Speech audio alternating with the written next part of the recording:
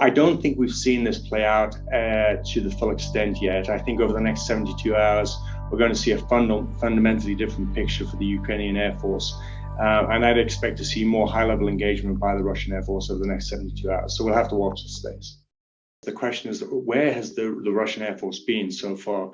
I mean, initially we saw the initial strikes. You know, the traditional way you'd wage a war is initially through offensive counter-air campaigns. So first day of the war, we saw cruise missile attacks into things like runways, surface-to-air missile sites, and airborne early warning sites, suppressing the enemy air defenses. What we'd usually expect to see behind that is an offensive counter-air missions, a series of airplanes coming in to target aircraft, be it on the ground, supported by fighters in the air, to ideally, to take out the remaining Ukrainian aircraft while they're on the ground. But if they do get airborne, take them out in the air. And yet we haven't seen that. We've seen, 300 combat aircraft of the Russian Air Force parked within range of Ukraine, but largely inactive. And what this has allowed is actually the Ukrainian Air Force to somewhat free rein at lower levels in sort of traditional defensive counter-air measures, where they've been able to attack at low level beyond the range and detection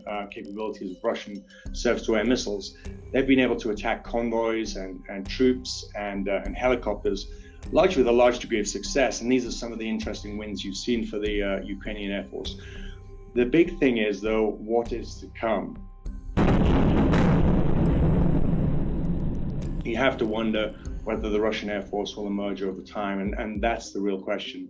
As to why they haven't emerged so far, I mean, there's speculation around the actual capability of the Russian Air Force versus the perceived capability of what they have. There's speculation around a lack of sophisticated precision-guided munitions and targeting pods, which allows a certain degree of standoff and to preserve range. Without those, they have to get up close and personal, which drags them to within range of things like Stinger missiles that Ukrainian soldiers can operate on the ground. If we do put a no-fly zone above that, what that is inevitably going to lead to is direct conflict between NATO pilots and Russian pilots. And that is extremely problematic in terms of the escalatory nature of what this potentially could be. So it's a very difficult situation for the West right now. I think, instinctively we want to protect, we want to put the no-fly zone over the top.